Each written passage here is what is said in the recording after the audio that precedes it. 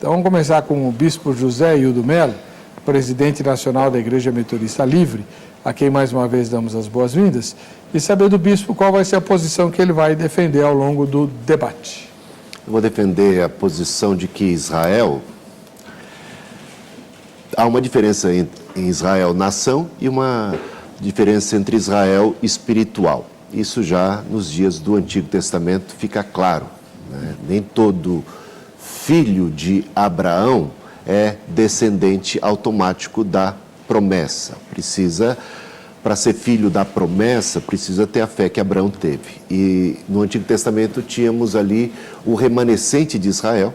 A gente sabe que o povo liberto do cativeiro egípcio acabou, na sua grande maioria, perecendo, morrendo no deserto por causa da incredulidade, da murmuração, da rebelião contra Deus, e apenas Josué e Calebe acabam entrando na terra prometida. Nos dias de Elias, é dito para Elias que há 7.000 que não se dobraram diante de Baal, quando a nação quase como um todo realmente prestou culto a Baal, se desviou. Então, tem esse Israel espiritual de Deus que vamos encontrar nos dias do Novo Testamento. Porque Cristo veio para os que eram seus, o povo judeu, em primeira mão, mas os seus, na sua grande maioria, não receberam. Mas houve uma minoria, esse Israel de Deus, esse Israel espiritual, que acolheu e que abraçou o Messias, a fé no Messias. Devemos lembrar que a igreja é primariamente formada por judeus que aceitam Cristo como Messias. Então, esse é o Israel de Deus. A igreja, ela não substitui o Israel de Deus, ela é o Israel de Deus. Ela é esse remanescente de Israel, composto por crentes judeus em primeira mão, que abraçaram o Messias, que creram, e são enxertados os gentios, como Deus já profetizava a Abraão, que ele seria pai de inúmeras nações, e que Deus, em Abraão, abençoaria todas as famílias da terra. Portanto, isso faz parte, esse Israel de Deus, que é a igreja, faz parte do plano eterno de Deus, porque esse é o mistério que foi revelado na pessoa de Cristo nos dias do Novo Testamento, na boca dos apóstolos, essa igreja, da qual gentios e judeus fazem parte, gentios e judeus convertidos. A parede de separação que havia entre judeus e gentios, ou quando os gentios eram tidos como estrangeiros, como alheios à comunidade da fé, essa parede caiu por terra. De ambos os povos, Deus fez um. Portanto, a igreja é esse remanescente de Israel, é esse Israel de Deus, herdeira das promessas feitas a Abraão. Então, a palavra de Deus do Antigo Testamento é palavra de Deus para a igreja, devidamente interpretada, né? Toda a Escritura é inspirada por Deus e útil para o ensino, para a advertência. Então, vamos defender essa tese que encontramos na Bíblia, né?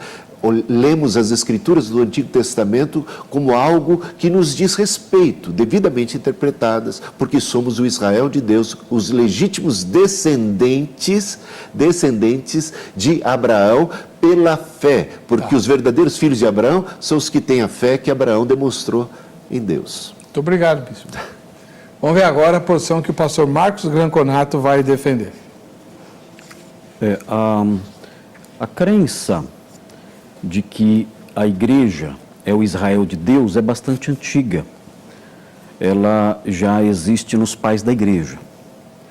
E essa crença, ela é uma crença equivocada.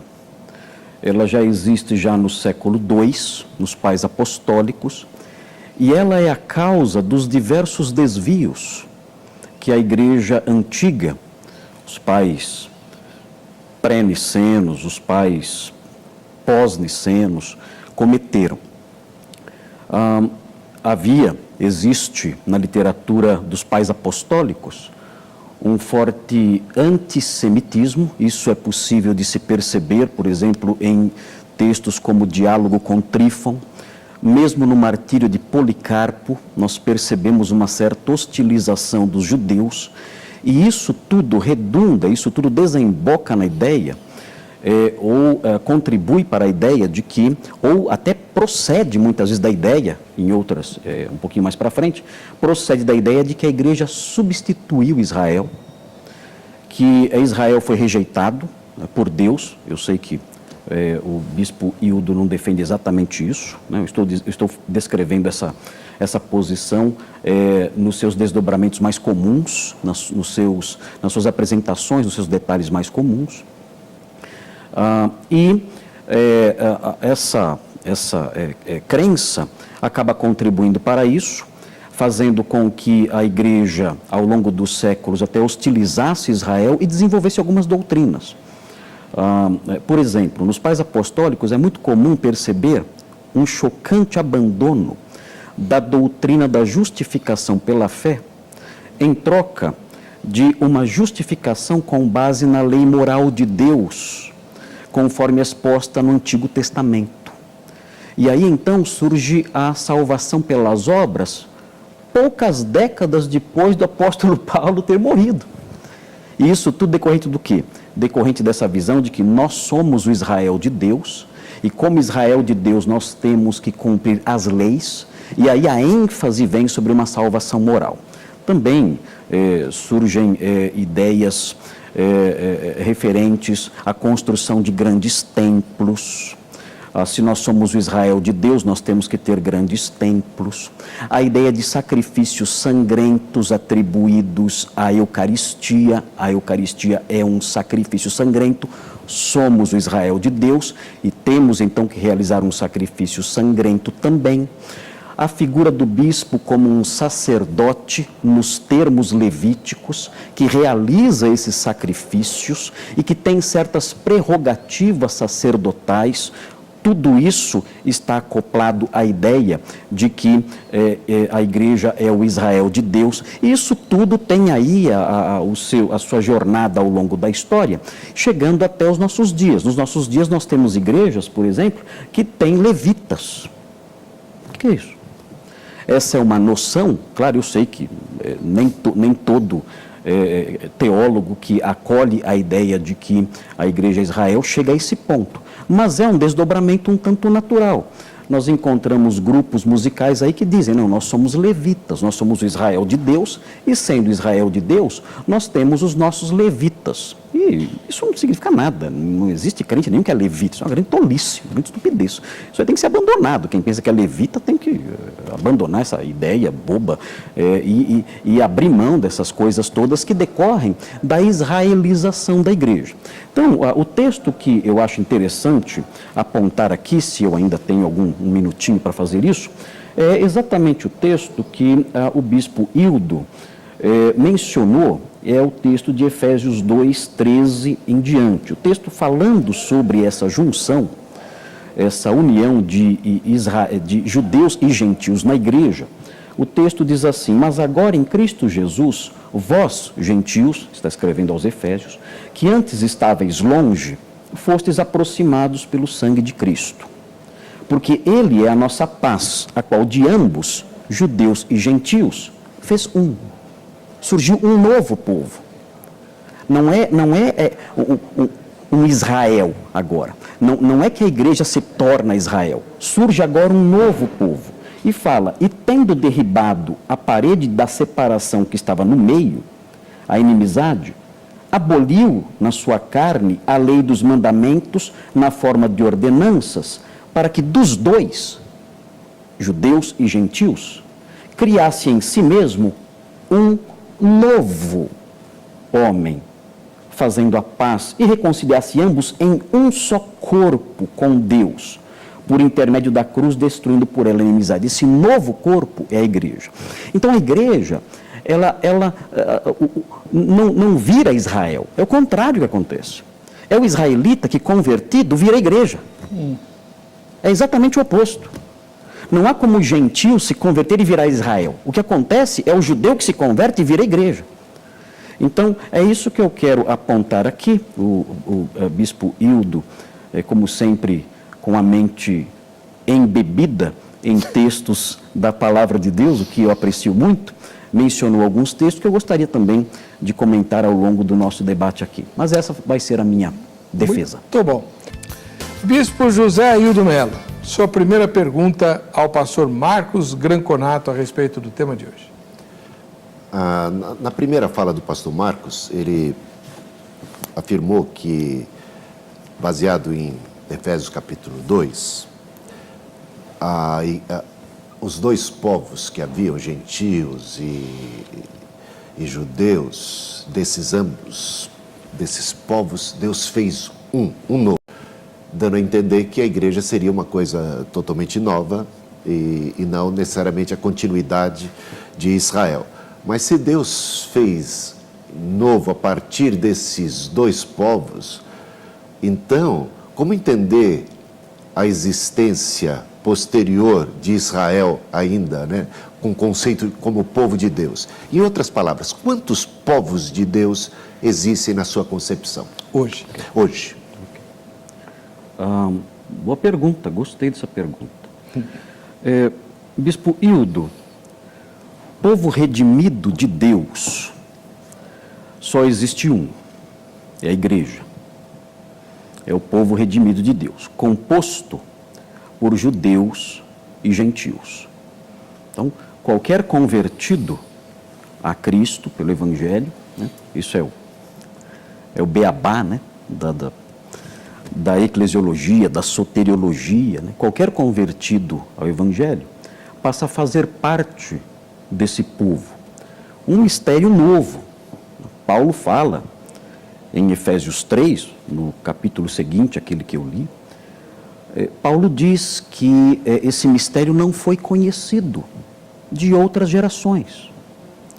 Ele fala que esse mistério dos gentios serem coerdeiros e participantes da mesma promessa, né? Olha aí, né? Da mesma promessa que o povo de Israel pelo Evangelho, e os dois ali participando juntos num só corpo, isso aí era algo não revelado a outras gerações. É algo novo. E o capítulo 2 mostra que essa junção deles dois, né, faz com que surja aí um novo homem, um novo povo.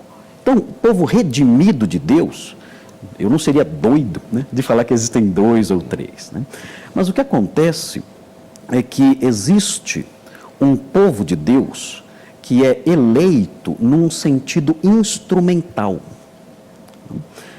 Se nós olharmos para Romanos 11, o versículo 28, esse versículo é um versículo chave, né, para a compreensão disso que eu estou dizendo, né?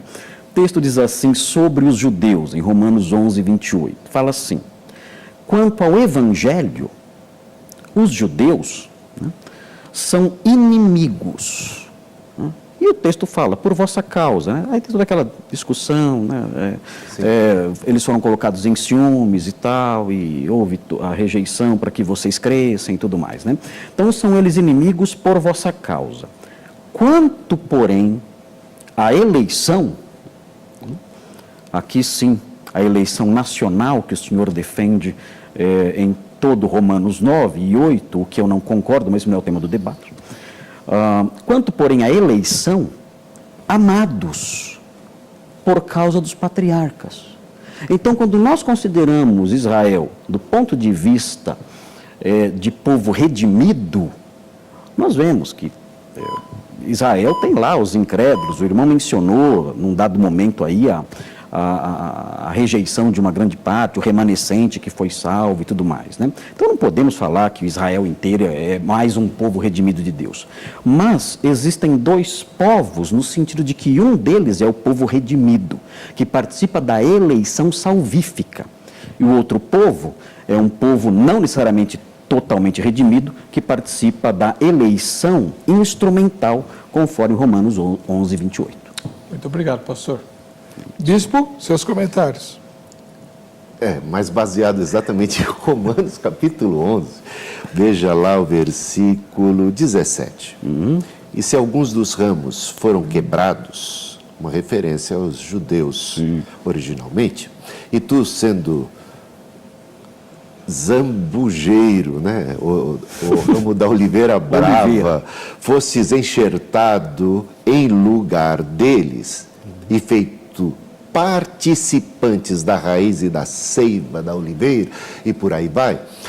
E a gente vê que nesse por aí vai tem o fato de ficar muito claro a existência de uma única árvore, uma única oliveira, da qual originalmente faziam parte os judeus, que por incredulidade, eu estou praticamente citando as palavras do apóstolo Paulo, você sabe tão bem, até melhor do que eu, foram cortados por causa da incredulidade e enxertados foram aqueles que não faziam parte, que eram estranhos, que eram esses gentios que estavam fora, estrangeiros, eles pela fé foram enxertados dentro desse mesmo tronco, dessa mesma árvore, havendo então um único povo redimido, e a esperança que Paulo tem para o seu povo Israel, os seus conterrâneos, digamos assim, é de que eles venham a acreditar em Cristo como Messias e venham a ser reenxertados nessa mesma árvore, fazendo parte desse único povo de Deus. Porque Deus não tem dois povos, Deus tem um único povo.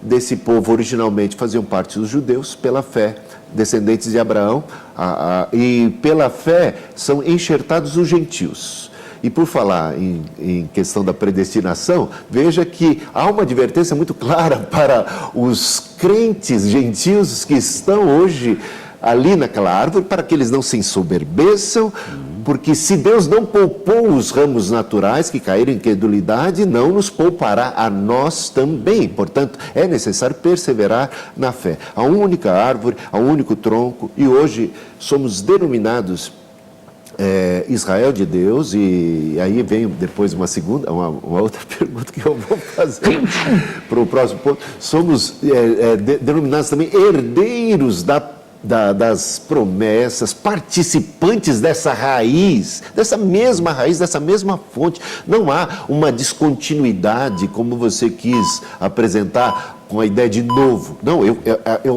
é novo na ideia de que os gentios agora abraçam, na sua grande maioria, a fé em Cristo e são agora a maioria dentro dessa árvore, desse tronco do qual os judeus podem vir a fazer parte também. Oramos por isso e Paulo orava, jejuava, trabalhava, evangelizava para que eles pudessem fazer parte também pela fé em Cristo Jesus. Bem. Pastor Granconato, agora é a sua vez de perguntar. Vamos lembrar que quando se trata de uma ilustração na Bíblia, nós devemos nos ater exclusivamente ao objetivo dessa ilustração. Eu não posso estender a ilustração ao ponto de ela dizer o que ela não fala. Por exemplo, quando fala que um judeu foi cortado da árvore, esse judeu nunca foi crente. Essa é a sua pergunta, né? Oi? Essa é a sua pergunta. Não é a pergunta. Não, então não tem tréplica, pastor. Oi? Não tem tréplica. O que eu estou fazendo? Eu estou fazendo a pergunta ou não? Eu não tenho. Não tenho a resposta ao que ele está falando. Ok. Eu pensei que eu tinha tréplica. Não tem. Poxa, a gente não sai da primeira pergunta. Tem tanta coisa para falar. Mas tá bom. Então, de qualquer modo, depois então, se eu tiver oportunidade, eu explico melhor a figura da oliveira. Bom, sim, pastor, senhor. A minha pergunta então é a seguinte. A gente vai caminhando aí, o nosso objetivo é enriquecer a Igreja de Deus com o nosso debate aqui. Essa pergunta foi feita por um aluno de uma escola, eu testemunhei isso, e esse aluno estava num grande dilema prático. Nós somos pastores e nós temos que lidar com esses dilemas práticos. Ele disse o seguinte ao professor: professor, eu vou pregar domingo à noite em Deuteronômio 28, uma passagem que trata sobre bênçãos e maldições dirigidas a Israel. O texto de Deuteronômio 28 fala que se vocês forem obedientes, vocês vão prosperar materialmente, vocês não vão ficar doentes, vocês vão emprestar e não vão pedir emprestado, vocês serão cabeça, não serão cauda, e, enfim. E tem uma irmã lá na igreja, que ela é muito obediente, é a crente mais fiel da igreja, e, no entanto, ela vive passando por privações terríveis, a gente tendo que ajudar, e ela com problemas de saúde, problemas econômicos, problemas financeiros. Como é que eu vou pregar esse texto, aplicando esse texto à igreja, ao novo Israel?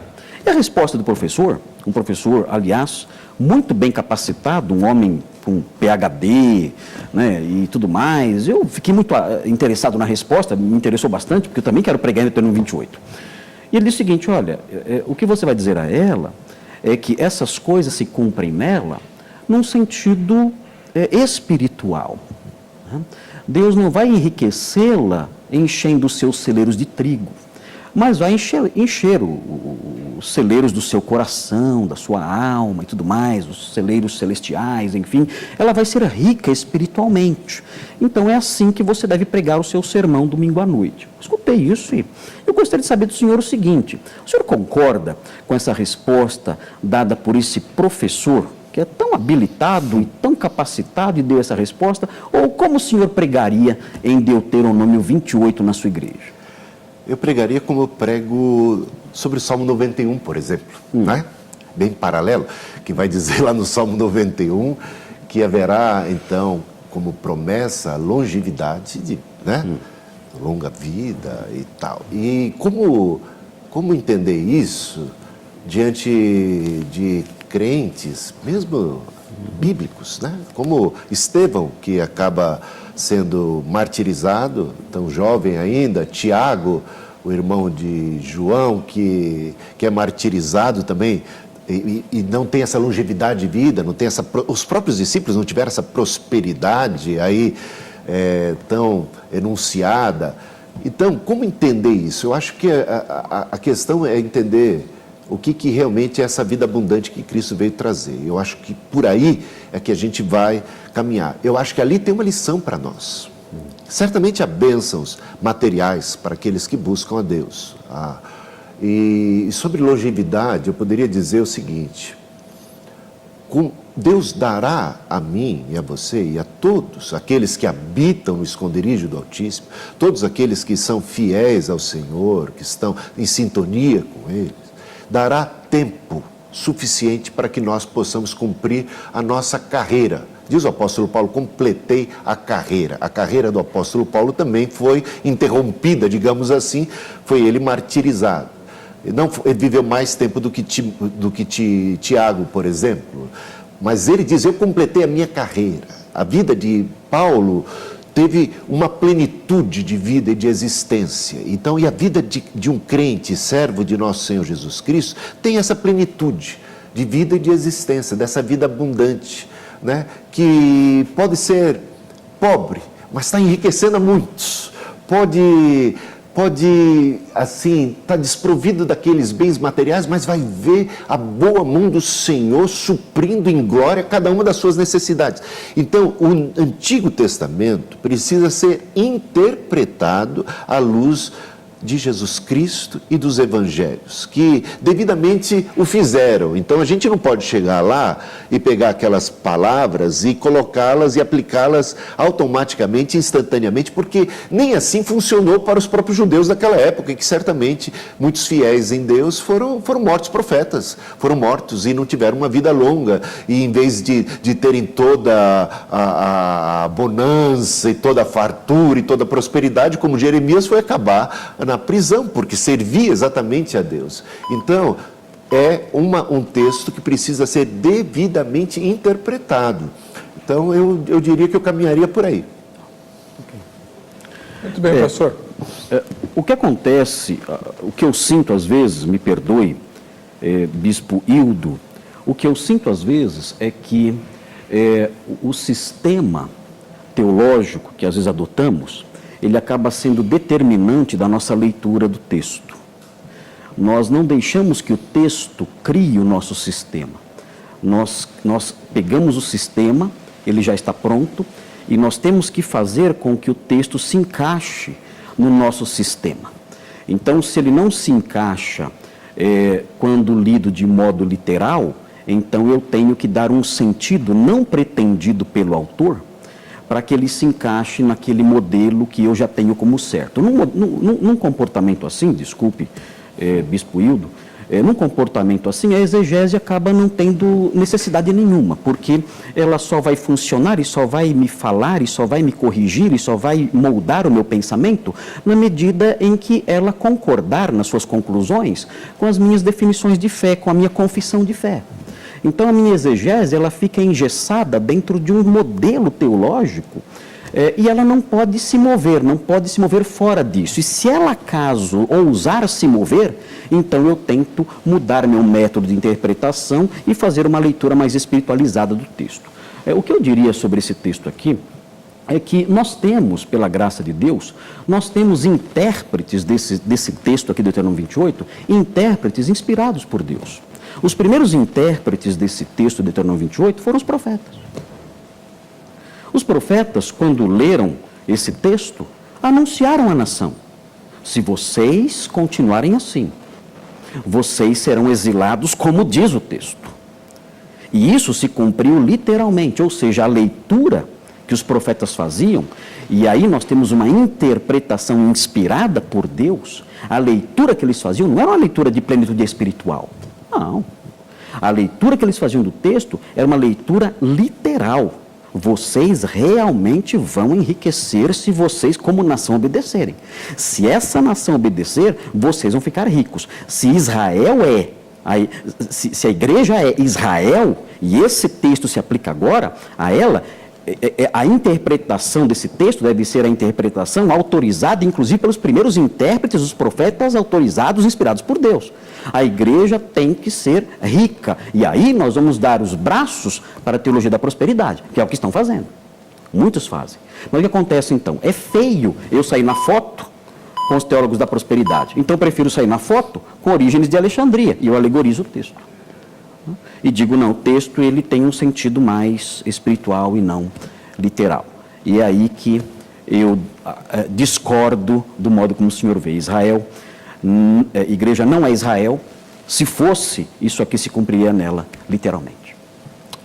Bem, a primeira rodada acabou. Vamos para a segunda. Bispo Hildo, sua segunda pergunta. Eu ia até... Bom, eu ia fazer uma tréplica, mas... Não, a tentação é grande, né? A tentação é muito grande. Bom, você disse que chamar, isso na sua primeira fala ainda, que chamar a igreja de Israel de Deus foi algo que começou a acontecer depois da morte dos apóstolos. Mas como é que você encara Gálatas capítulo 6, por exemplo, né? Versículo 16... quando Paulo, se dirigindo aos Gálatas, a igreja, diz que e os chama de o Israel de Deus. E eu queria complementar essa pergunta, essa questão sobre o Israel de Deus. Não é também dito pelo próprio apóstolo Paulo que a igreja é descendente de Abraão e também herdeira segundo a promessa? Não é dito tudo isso? Que Paulo não chama então a igreja de Israel, de Deus, de descendente de Abraão, de herdeira da promessa? Como é que você vê isso? Ok. Obrigado, Bispo Hildo, pela pergunta. Bispo, qual é uma das principais normas do método de interpretação histórico-gramatical? Bom, além de levar em conta a gramática, leva-se em conta também o contexto em que as diversas passagens da Escritura foram escritas. A carta aos Gálatas, como o bispo, como grande estudioso das Escrituras, sabe muito bem, foi uma carta escrita para igrejas da Galácia, 3 ou 4 igrejas. Essas igrejas estavam se israelizando. É curioso isso. Estava adotando a circuncisão, guarda de dias e tudo mais. Então o apóstolo Paulo se insurge contra isso e ataca isso aí, sendo acusado inclusive de ser um judeu liberal, porque ele vai contra a circuncisão, ele vai contra a guarda de dias e outras práticas cerimoniais e outras coisas ligadas à lei, ele vai contra tudo isso. Então no final da sua epístola, o que ele faz? Ele usa essa expressão no versículo 16, e a todos quantos andarem de conformidade com esta regra, paz e misericórdia sejam sobre eles. E então, para minar qualquer noção que ele possa ter criado de animosidade contra o povo de Israel, já que ele foi tão incisivo, a carta aos Gálatas é uma das cartas do apóstolo Paulo mais carregadas emocionalmente que nós temos no Novo Testamento. É uma carta com picos de raiva. Ele fala, quem dera se castrassem os que estão perturbando vocês. E ao mesmo tempo, picos de ternura. É a única carta em que Paulo chama os crentes de filhinhos. João faz isso, mas Paulo nunca faz. Só em Gálatas ele faz isso. Então, uma carta com picos de emoção muito grande. E ele revelou na sua carta um inconformismo enorme com essas questões ligadas à judaização da igreja. Então, para não deixar a ideia de que ele tinha raiva de Israel, o que ele faz? Ele diz o seguinte: a paz seja sobre eles, os cristãos da igreja, e ele usa uma palavrinha, é uma palavrinha muito comum no grego, uma palavrinha pequena, a palavrinha kai. Essa palavrinha kai, o irmão se lembra dos primeiros aninhos de faculdade teológica, a palavrinha kai significa o quê? É quase que uma partícula aditiva, que significa o quê? E significa também. Ou seja, há uma distinção aqui.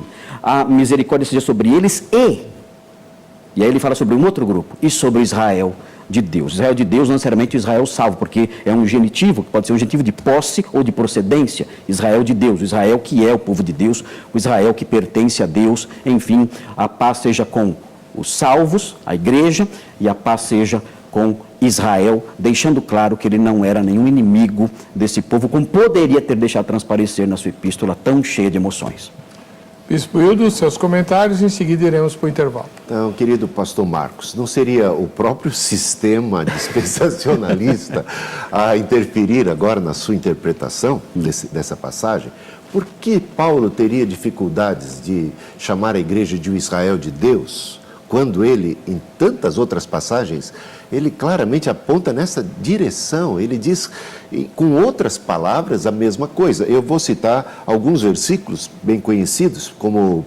aí eu praticamente respondo com a citação desses versículos. Eu não vejo que Paulo tivesse qualquer dificuldade, qualquer problema em chamar a igreja de um Israel de Deus, visto que, em outras passagens, como as que eu citarei agora, ele o fez com tranquilidade, só que usando outras terminologias, outra maneira de expressar o mesmo significado. Romanos 8,17. Ora, se somos filhos, somos também herdeiros, herdeiros de Deus e co-herdeiros com Cristo. Gálatas 3,29. E se sois de Cristo, também sois descendentes de Abraão e herdeiros segundo a promessa. Ele está claramente se dirigindo aos Gálatas, uma igreja predominantemente gentílica. Ainda em Gálatas, né, ele diz ali no versículo 16, Israel de Deus. Bom, Efésios 2, 14 e 16, por exemplo, porque ele é a nossa paz, o qual de ambos fez um, e tendo derribado a parede de separação que estava no meio, a inimizade, e reconciliasse ambos em um só corpo, com Deus, por intermédio da cruz, destruindo por ele a inimizade. Versículo 19, assim já não sois estrangeiros e peregrinos, mas concidadãos dos santos, e sois da família de Deus.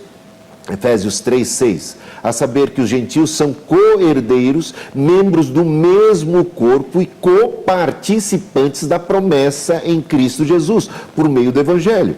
João 10,16, ainda tenho outras ovelhas, não desse aprisco, a mim me convém conduzi-las, elas ouvirão a minha voz, então haverá um rebanho e um pastor. E Êxodo 19, 5 e 6, que é aquela promessa dirigida, palavra dirigida a Israel, onde diz, sereis minha propriedade peculiar, vós me sereis reino e sacerdotes e nação. E ele diz que essas são as palavras de Deus aos filhos de Israel. E Pedro, em 1 Pedro capítulo 2, 9, usa essas mesmas palavras que foram dirigidas aos filhos de Israel, à igreja, sem ficar vermelho, encabulado, sem ficar com vergonha, corado. Vós, porém, sois raça eleita, igreja, sacerdócio real, nação santa, povo de propriedade exclusiva de Deus. Nós vamos para o terceiro e último bloco do programa. O pastor Marcos Granconato vai fazer a segunda pergunta dele ao bispo Hildo Melo. Eu quero destacar, antes de tudo, que nós não cremos, eu não creio que a igreja não participa das promessas. Claro que participa. Negar isso seria negar a própria Escritura. Mas participar das promessas não faz dela Israel, faz dela participante das promessas, não faz dela Israel. Eu posso participar do leite da vaca, não preciso virar bezerro para participar do leite da vaca. Mas, enfim, a minha pergunta é a seguinte. Credo. Eu sei que A analogia não foi muito feliz, né? Mas a minha pergunta é a seguinte, Bispo Hildo. Dentro do sistema aliancista, eu não sei se isso acontece também nas suas convicções. Dentro do modelo aliancista, sendo a igreja o Israel de Deus, então os filhos dos novos israelitas devem ser circuncidados. Sim. E, no entendimento aliancista, essa circuncisão é o batismo infantil. Não sei se o irmão pensa assim também ou não. E há um grande debate sobre Colossenses 2, 11, 12, se naquele texto há alguma alusão à substituição, coisa que eu não vejo nem de longe ali, a substituição de batismo por circuncisão, nada disso, aliás, em lugar nenhum eu vejo isso. Mas, enfim, se isso for verdade, se o batismo é a circuncisão do novo Israel, por que as igrejas que têm esse entendimento e circuncidam crianças com água, por que elas não fazem isso no 8º dia, como a Bíblia diz? Porque na história eclesiástica, o bispo Cipriano de Cartago, um bispo pré-niceno, numa carta que ele escreveu sobre esse assunto, ele, entendendo que o batismo infantil era o correspondente da circuncisão para o novo Israel, entendendo que a igreja era o novo Israel e tinha que circuncidar, ele entendia que a prática devia ser observada biblicamente. Ou seja, a questão de dias nesse aspecto é muito importante. Porque o bebê não é batizado no novo Israel, ele não é circuncidado com água no 8º dia, como orienta o bispo Cipriano de Cartago. Porque essa parte da Escritura não é levada em conta nessa prática da igreja de israelização do batismo. Muito bem. Quem chama o batismo cristão de a circuncisão de Cristo, você sabe muito bem, é o apóstolo Paulo em Colossenses capítulo 2. Isso é por conta do Senhor. Não, está lá escrito. Ele não chama disso. Está lá escrito. Tá, ele fala de duas realidades, mas não fala sobre uma tarefa de casa para todos os que estão nos assistindo. Então, o batismo é denominado pelo apóstolo Paulo como a circuncisão de Cristo. O batismo é para a nova aliança o que a circuncisão era para a antiga aliança. É o sinal de pertencimento, de fazer parte, de ingresso, a nossa matrícula, é a nossa entrada, a porta de entrada nessa nova aliança. O que realmente importa, do ponto de vista cristão, é realmente a circuncisão do coração, essa circuncisão interior. Você veja lá em Romanos capítulo 2, versículo 28 e 29, quando Paulo fala, porque não é judeu quem o é apenas exteriormente. E eu poderia dizer, não é cristão também aquele que apenas o é exteriormente, ou aquele que foi batizado, né, conforme os rituais cristãos. É necessário nascer de novo. Então, o que realmente importa e o que conta é a circuncisão do coração. Esta faz de uma pessoa, quer seja ela judeu ou gentio, faz ela parte desse corpo de Cristo, desse rebanho de Deus, que Deus só tem um, né? E a melhor ilustração não é a da vaca, é a da árvore, cuja raiz é a mesma. Eu não pude explicar da árvore. Pertencemos como ramos a esse mesmo tronco, é isso sim, esse pertencimento, entramos pela fé em Cristo. Quem tem Cristo, ele tem, então, ele faz parte da seiva, porque Cristo é a videira verdadeira, ele é a oliveira verdadeira. Então, quem está em Cristo está na árvore. Enquanto tem fé e está na árvore, então é isso. Eu realmente sou a favor do batismo infantil, mas não acho que obedecer à questão estrita do 8º dia seja fundamental. Embora isso, você sabe muito bem, que foi motivo de debate já no primeiro século, no final do primeiro século, começo do segundo século. O que se discutia na igreja, entre os sucessores imediatos, aqueles discípulos dos apóstolos, que eles diziam assim: nós batizamos crianças porque assim aprendemos com os nossos pais, os apóstolos. Era que dia que tinha que ser batizado. Eles realmente discutiam essa questão, se era no 8º dia, se podia ser com um mês. O debate não era se batiza ou não batiza cristão, a criança não. A questão é quando é que se batiza, e realmente isso foi um tema. E eu, se estivesse lá para discutir, diria que isto é uma questão secundária. Muito obrigado, bispo. Vamos lá, pastor Granconato, seus comentários. Bispo, tudo isso é muito bonito, mas o senhor não respondeu por que a palavra de Deus acerca da circuncisão não é observada estritamente. O senhor disse é secundário, mas como secundário se a própria Bíblia estabelece que a circuncisão deve ser no 8º dia? Quem somos nós para dizer o que na Bíblia é primário ou secundário? Se o batismo é circuncisão, vamos observar a palavra de Deus na íntegra, e não somente aquilo que nos convém, não somente aquilo que nos é conveniente, né? Então, certo, se eu fosse aliancista, eu batizaria crianças no 8º dia, observando estritamente a norma estabelecida por Deus. Criança que não fosse circuncidada no 8º dia quebrava a lei. Agora, na questão de Colossenses 2, 11 e 12, não há relação de substituição aqui, absolutamente. Uma leitura simples do texto mostra isso. O texto diz: nele também fostes circuncidados, não por intermédio de mãos, mas no despojamento do corpo da carne, que é a circuncisão de Cristo. Então ele fala de uma circuncisão. Dá para ler o próximo versículo? Sim, eu vou ler com todo prazer, não vejo a hora de ler o próximo versículo, né? O versículo 11 diz que o crente passou pela circuncisão do coração, que de acordo com a teologia paulina é o amortecimento dos impulsos da carne. E aí ele segue dizendo o seguinte: tendo sido sepultados juntamente com ele no batismo, no qual igualmente fostes ressuscitados mediante a fé no poder de Deus, que o ressuscitou dentre os mortos. Qual é a relação entre o versículo 11 e o 12? O versículo 12 mostra quando isso aconteceu.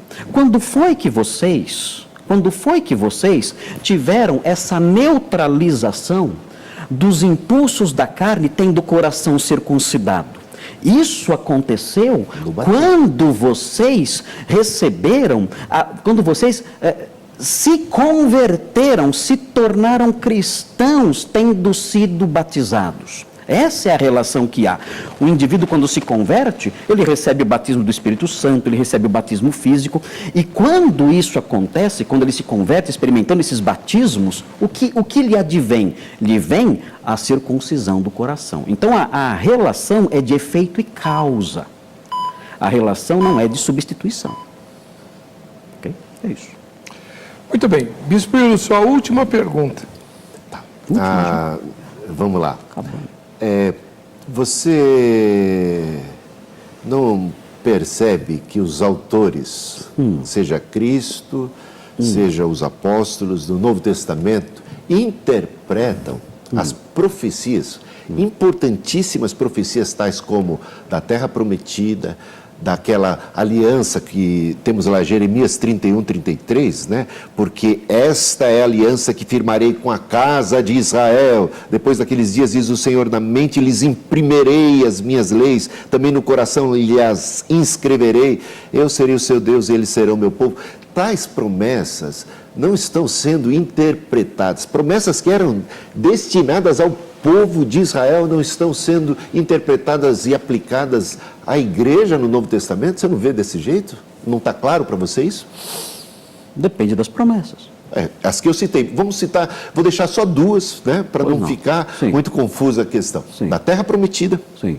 E a promessa aqui que ele faz dessa nova aliança que ele estabeleceria com a casa de Israel, inscrevendo nos corações a lei de Deus. Claro, isto sim.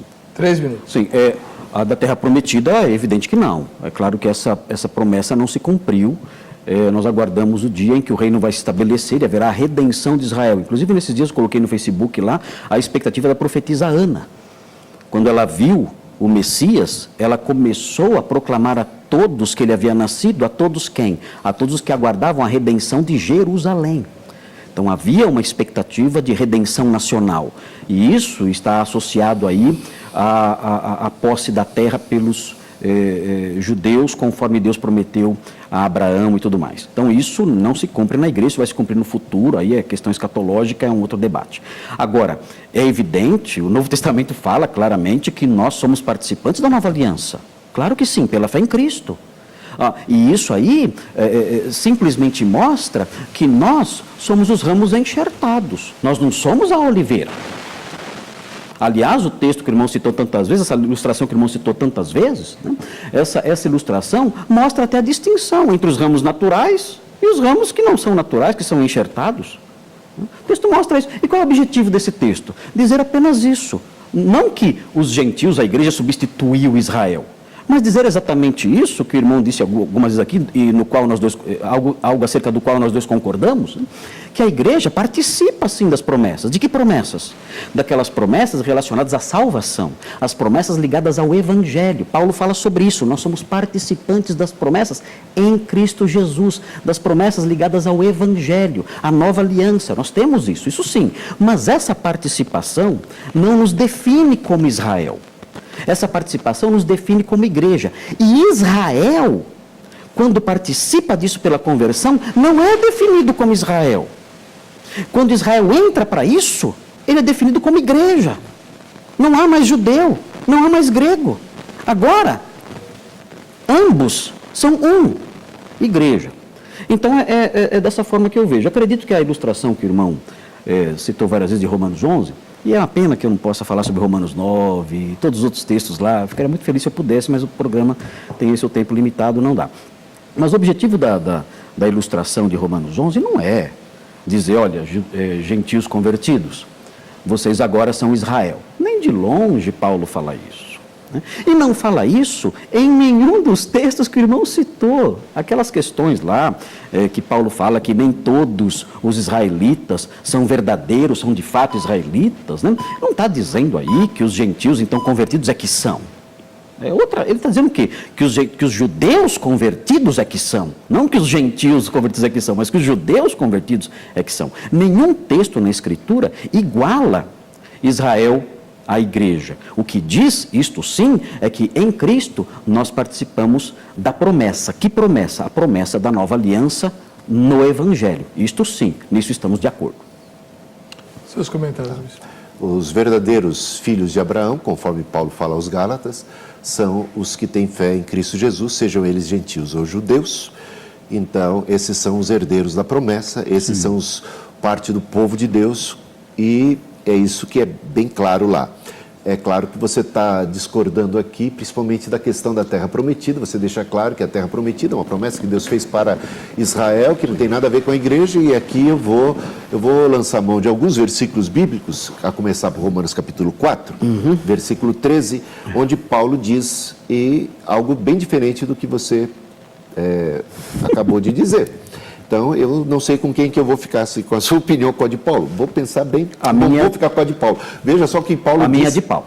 Então, vamos ver, se a sua é de Paulo, então você vai concordar comigo também. Tá. Não foi por intermédio da lei que a Abraão ou a sua descendência coube a promessa da lei dele coube a promessa de ser herdeiro do mundo, e sim mediante a justiça da fé.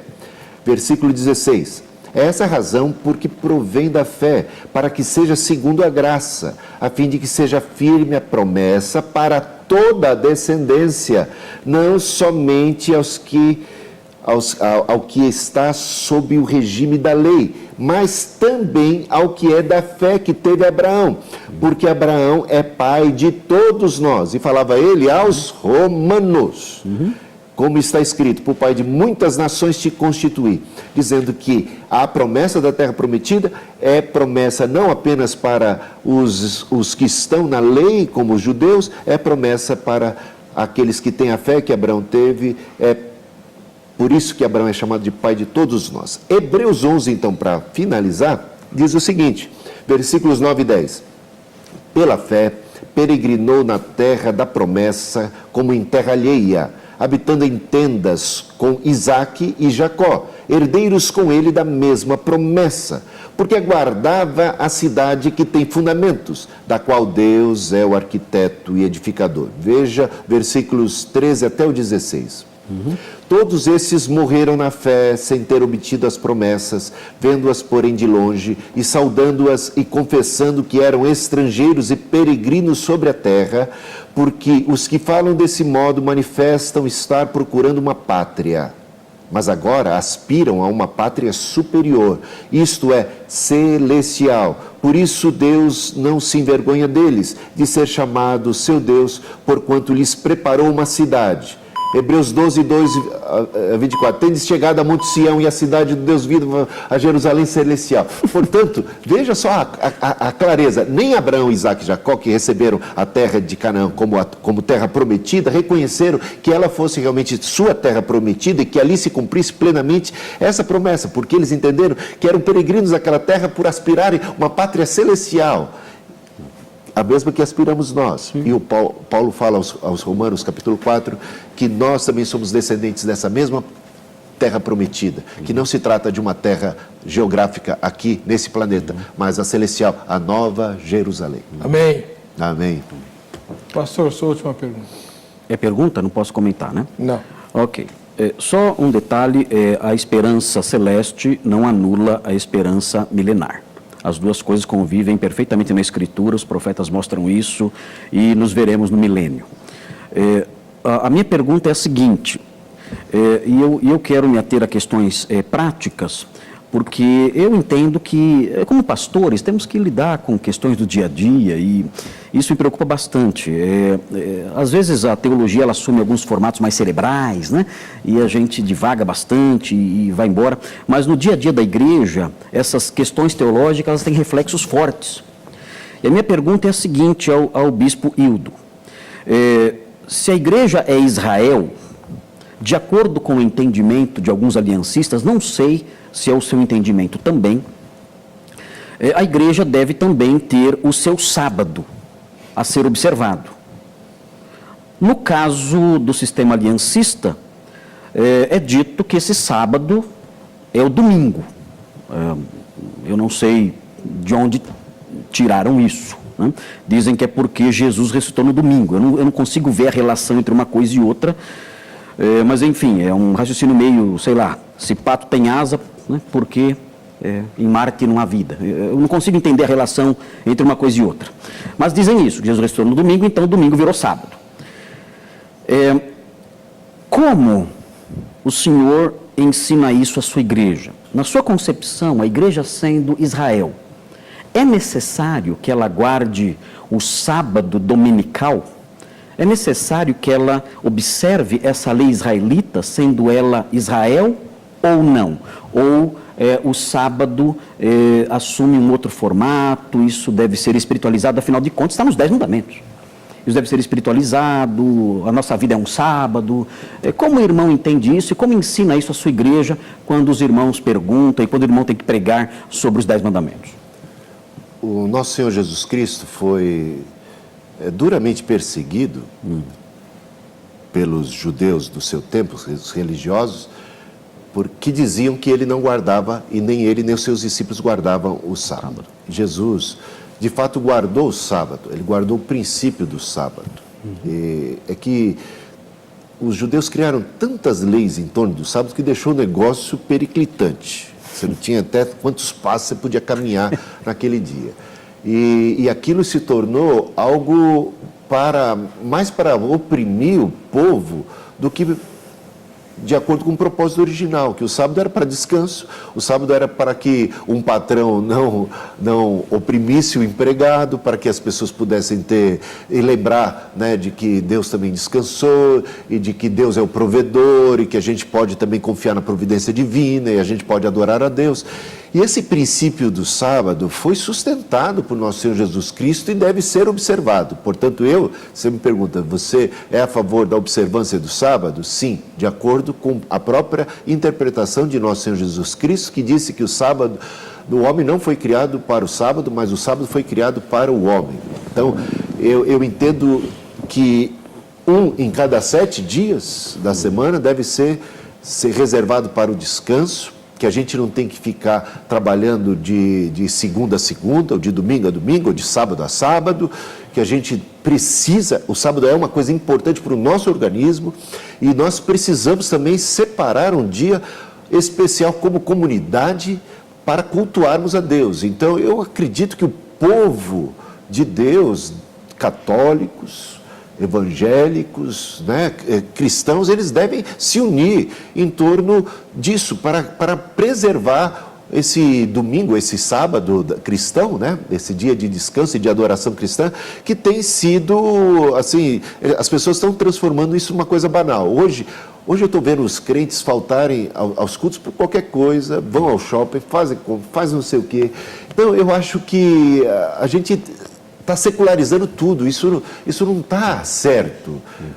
Eu sou a favor de santificarmos um dia em cada 7. Embora também partilhe daquilo que Paulo falou. Uns consideram iguais todos os dias, né, como cristãos. Há uma liberdade cristã nesse sentido, né, porque foi para a liberdade que Cristo nos chamou, mas não vamos usar da liberdade para dar ocasião à carne. Creio que vale a pena refletir e debater sobre a importância de santificarmos um dia para cultuarmos a Deus e honrarmos ao Senhor. Então, eu sou a favor disso.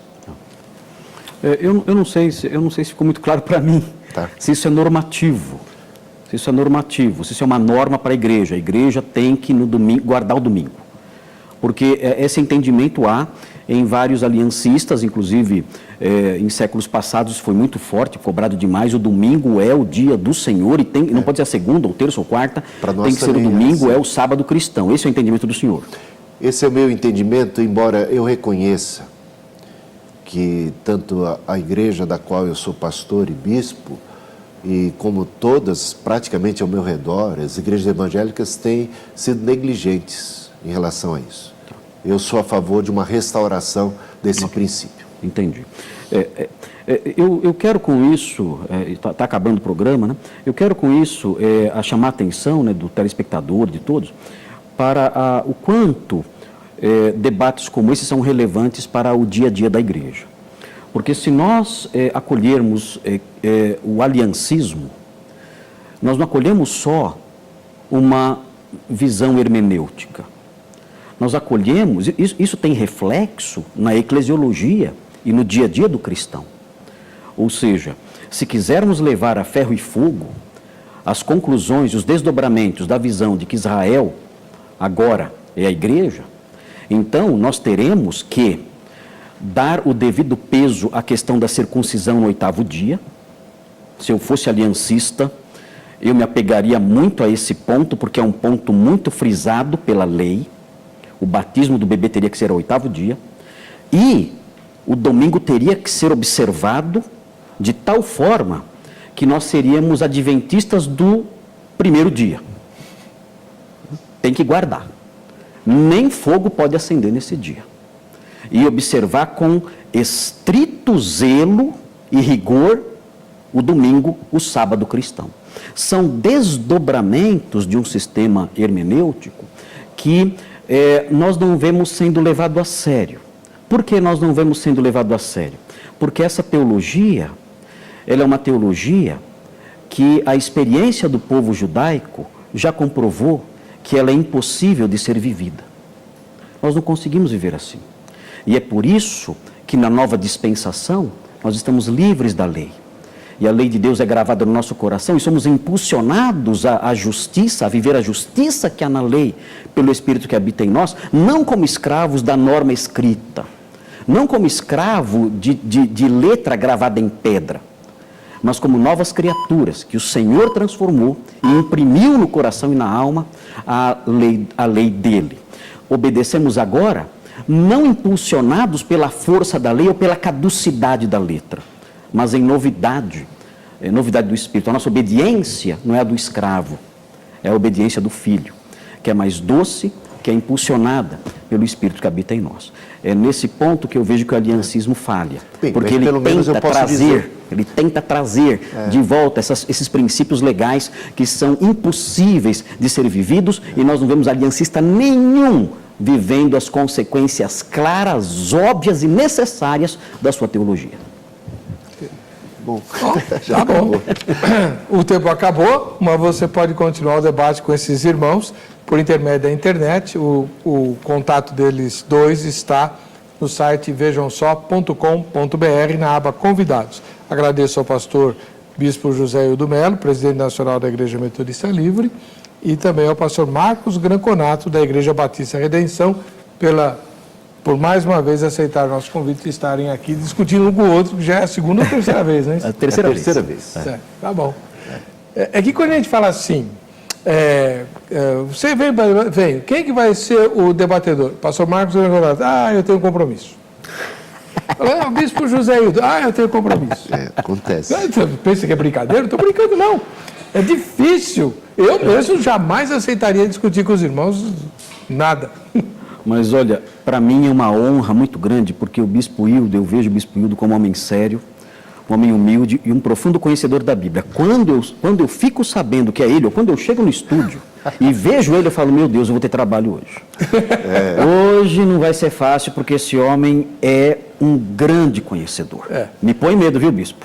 Obrigado. Não é para ter medo, e eu respeito muito você. Obrigado. E acho você uma pessoa muito... Você é de Deus, apesar de pensar diferente de mim.